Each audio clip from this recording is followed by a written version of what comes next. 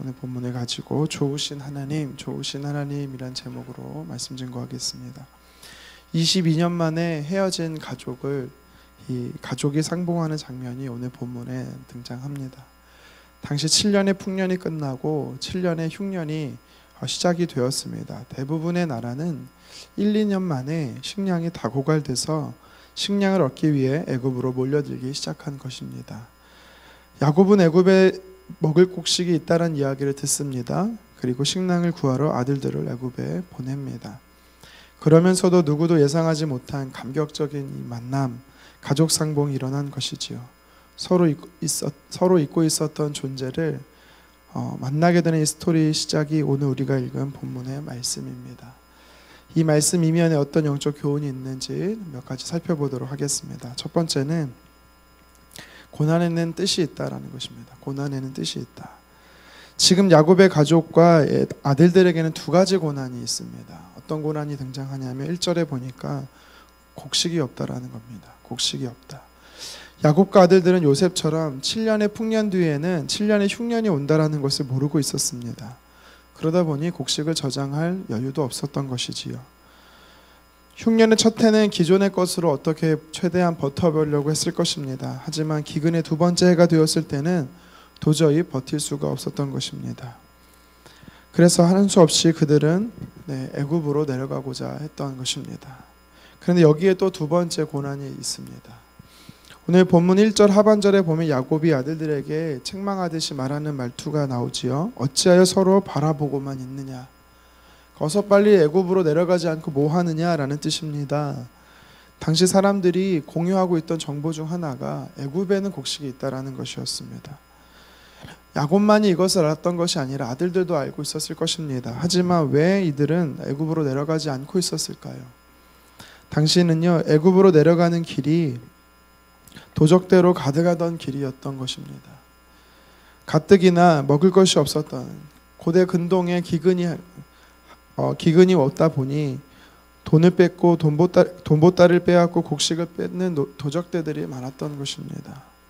그렇기 때문에 망설일 수밖에 없었던 것이죠. 굶주려 죽거나 아니면 다른 방법을 찾아야만 했습니다. 또 아버지의 명령도 있기에 요셉의 형들 10명은 애굽에 죽음을 무릅쓰고 내려가는 것입니다. 여기서 한 가지 우리가 생각해 보게 됩니다. 왜 하나님의 백성들이 어려움을 당할까?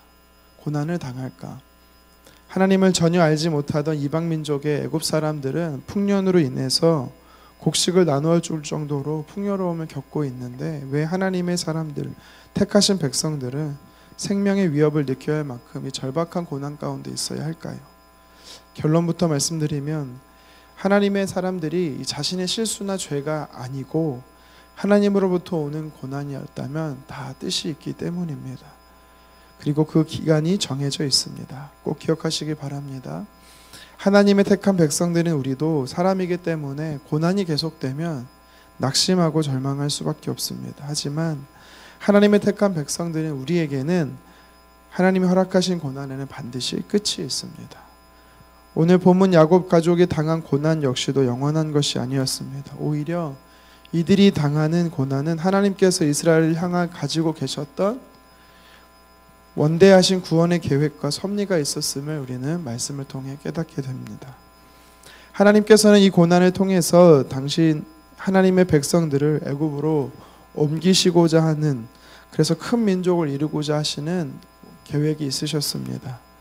그리고 다시 가나안으로 돌아와 가나안 땅의 주인 되게 하시는 것이 하나님의 계획이셨습니다. 이것이 아브라함과 이삭과 야곱에게 약속하신 것이었지요. 그것을 이루기 위해서 그것을 통해서 하나님은 인류 구원이라는 원대한 역사를 성취하고자 하셨던 것입니다. 그래서 야곱의 가족이 잠시지만 당해야 했던 이 고난이 있어야 했고요. 이것은 우연이 아니라 하나님의 섭리였던 것입니다. 이처럼 하나님의 사람들의 삶에 고난이 있다라는 것은 하나님의 뜻이 있다라는 것으로 기억하시기 바랍니다. 오늘날에도 성도들은 때때로 고난을 당하며 살아갑니다. 세상에서 하나님을 알지 못하는 사람들은 아무런 문제 없이 부와 명예를 누리며 살아가는 것 같은데 오히려 하나님을 열심히 섬기며 살아가는 성도들 가운데 고난이 가운데 신음하며 살아갑니다. 그때마다 하나님의 사람들은 의심할 수가 있습니다. 그러나 이것은 결코 고난을 대하는 바른 성도들의 모습이 아니라는 것이지요. 우리가 고난이 왔다면 그때 우리가 하나님 앞에 고백할 것은 이 고난의 기간이 빨리 끝나기를 위해서 기도할 뿐만 아니라 하나님의 그 뜻이 온전하게 이루어지기를 위해서 기도해야 되는 것입니다. 베드로전서 4장 12절 13절 이렇게 말합니다. 사랑하는 자들아, 너희를 연단하려고 오는 불시험을 이상한 일 당하는 것 같이 이상히 여기지 말고 오히려 너희가 그리스도의 고난에 참여하는 것으로 즐거워하라. 이는 그의 영광을 나타내실 때에 너희로 즐거워하고 기뻐하게 하려 함이라. 아멘. 고난이 불시험처럼 우리에게 어려운 것이지만 하나님 뭐라고 약속하시냐면 즐겁고 기뻐하게 하시는 목적이 있다라고 분명히 이야기하고 계십니다. 고난은 우리에게 죄를 깨닫게 하고 주님께 돌이키게 하는 또 은혜가 있습니다. 또 우리의 신앙의 성숙도 주실 뿐만 아니라 하나님의 축복과 소망의 성취를 이루는 통로인 줄 믿으시기를 바랍니다. 우리 내 삶 가운데 고난이 왔습니까? 그렇다면 우리가 하나님의 뜻과 계획 안에 있음을 믿으시고 기억하시면서 이 고난을 통과할 수 있도록 하나님의 힘과 능력을 달라고 우리는 기도해야 될 줄 믿습니다. 계속해서 오늘 말씀을 통해서 우리에게 주시는 영적인 메시지가 한 가지가 더 있습니다. 그것은 하나님의 말씀은 반드시 성취된다입니다. 6절 말씀을 우리 같이 한번 읽어보도록 하겠습니다. 시작. 때에 요셉이 나라의 총리로서 그 땅의 모든 백성의 곡식을 팔더니 요셉의 형들이 와서 그 앞에서 땅에 엎드려 절하매. 아멘. 요셉의 형들이 애굽으로 양식을 사러 와서 애굽의 총리가 된 요셉 앞에 엎드려 절하였습니다. 물론 요셉인지 알 턱이 없었습니다.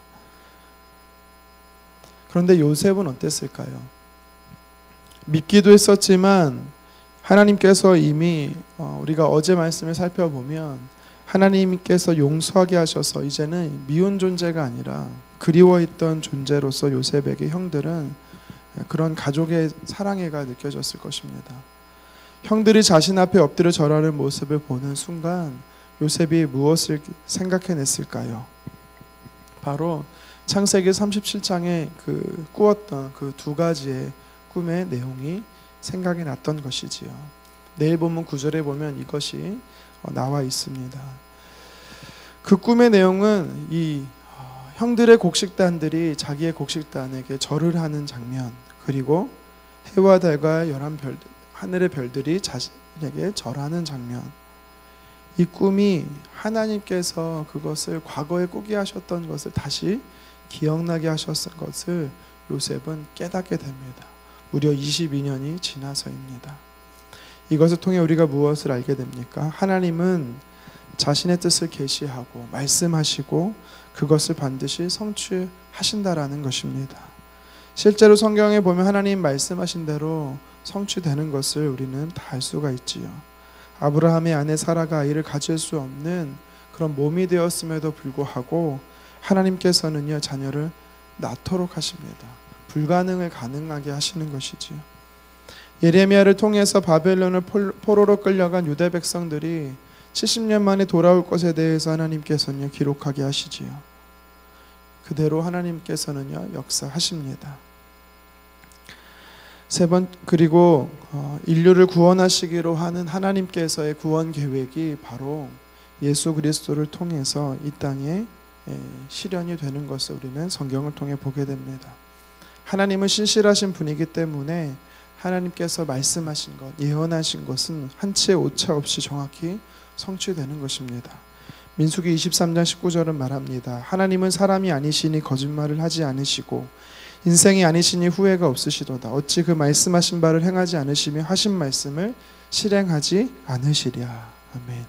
하나님은 신실하신 분이십니다. 믿을 수 있는 유일한 대상이라는 것이지요. 우리는 하나님의 말씀 약속을 붙잡고 그래서 우리가 기도해야 되는 것입니다. 우리가 사람을 신뢰하는 것도 아니요, 또 환경과 상황을 신뢰하는 것도 아니요, 우리가 믿고 신뢰할 대상은 하나님의 말씀인 줄 믿으시기를 바랍니다. 이제 하나님의 말씀이 성취되지 않은 것이 한 가지가 있습니다. 아직 때가 오지 않았다라는 것이지요. 무엇입니까? 다시 오시겠다라는 예수님의 약속, 재림이지요.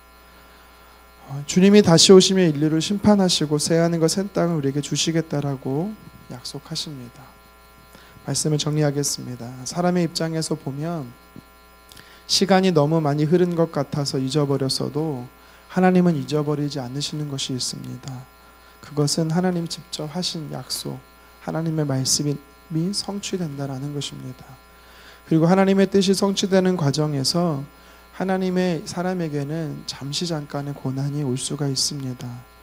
그러나 그것은 끝이 아닙니다. 하나님께서 계획하시고 뜻대로 되어지도록 잠시 고난을 허락하실 뿐이라는 것입니다. 그 고난이 끝나고 통과하게 되면 하나님은 축복으로 우리를 갚아주십니다. 그래서 우리는 하나님이 원망할 대상이 아니라 이 시간 잘 통과할 수 있게 해달라고 하면서 하나님이 내 삶이 얼마나 좋으신 분이신지를 우리는 구해야 되는 것입니다. 저와 여러분 삶에 하나님은 참 좋으신 분이십니다. 그리고 그 좋으신 하나님은 그 계획대로 우리가 순종하며 나아갈 때 동행하실 뿐만 아니라 그 하나님 품 안에서 안전하게 하시며 은혜를 베풀어 주십니다. 이 말씀을 기억하며 오늘도 우리가 좋으신 하나님과 동행하는 하루 되기를 간절히 소망합니다. 기도하겠습니다.